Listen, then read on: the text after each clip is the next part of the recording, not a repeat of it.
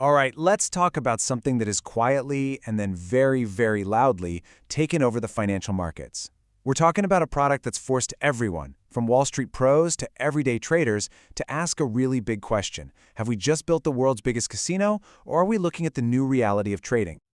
To get a sense of just how big this is, look at this number. 50%. Roughly half of all options volume on the S&P 500 now expires in less than 24 hours. This isn't some niche, quirky corner of the market anymore. This is the market, a dominant force that's shaping how things move every single day. So, what are we actually talking about here? They're called zero-day-to-expiry options, or 0DTEs for short, and they do exactly what it says on the tin. They are financial contracts that are born and die on the exact same day. You can think of it like placing a one-day bet on exactly where the S&P 500 is going to be when that closing bell rings. Now, this whole explosion didn't just happen overnight. Not at all. It was built piece by piece over almost 20 years. So let's take a quick look at how the stage was set for this trading frenzy. It all started way back in 2005, pretty innocently, with weekly options that just expired on Fridays. For a long time, that was it. Then, in 2016, the CBOE added Mondays and Wednesdays to the mix. But the real game changer? That was 2022. When they added Tuesday and Thursday expirations, the cycle was complete.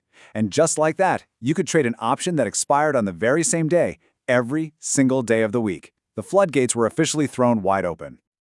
And you know, whenever there's a flood, there's a wave of concern right behind it.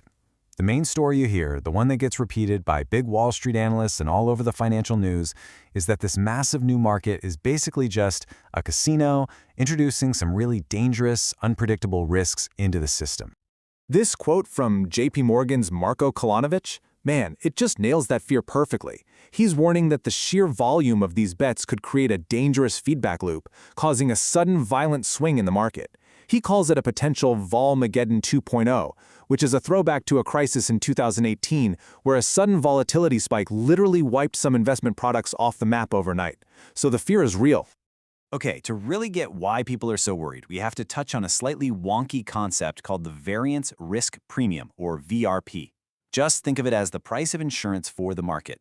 Normally, investors are willing to pay a little extra for options to protect themselves from a sudden crash, right? You're buying insurance against disaster, and you're willing to overpay for that peace of mind. And this is where the research gets absolutely fascinating. A study by Usama Khalil found a super strong link here. For every 1% jump in 0DTE trading, that VRP, the price of insurance, gets more negative. What that tells us is that the growth in 0DTEs isn't just some sideshow. It is actively changing how the entire market prices risk, making that insurance behave in ways we've never seen before. But here's the thing. Is the story really that simple? Is this just a market full of gamblers pushing us all to the brink? Well, some really compelling new data suggests there's a powerful counter-narrative, one that makes you question that entire premise. You know, the common assumption, the easy story, is that retail investors, the little guys, are the ones driving this, and that they're all just buying lottery tickets. You know, making these simple, crazy, high-risk bets. But is that what the data actually shows?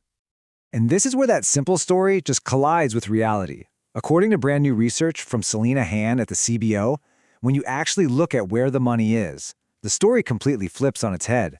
A staggering 2/3 of the total value from retail traders is in complex orders, not simple ones. So what's the difference? Well, it's huge.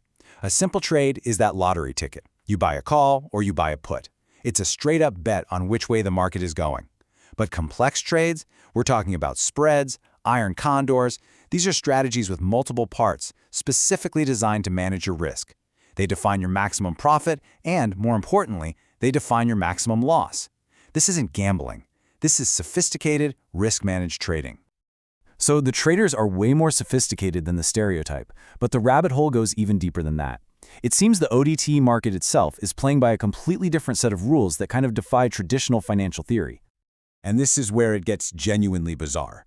With normal, longer-term options, that risk premium is all about protecting against the downside. People pay for insurance against a market crash. But research from Caio Almeida and his team finds the exact opposite in ODTEs. Here, the premium is for upside risk. It looks like traders are actually more worried about missing out on a sudden rally during the day than they are about getting caught in a flash crash. And if you need one chart to hammer that point home, this is it. This shows the percentage of options whose prices just violate the normal rules you'd expect from rational investors. For longer-dated options, it's tiny, like 3%. For zero DTEs, it's 70%. The vast majority of these contracts are priced in a way that just doesn't fit any of the old models. It's a whole new world. Okay, so what do we make of all this?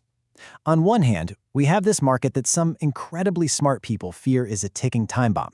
But on the other hand, the traders in it seem surprisingly sophisticated, and the whole market is behaving in ways we've just never seen before. So let's just recap the pieces of the puzzle we've put together. 1, the growth of zero DTEs is massive, and it's changed everything. 2, that simple story about retail gamblers just doesn't hold up. The data shows they're using complex, risk-managed strategies.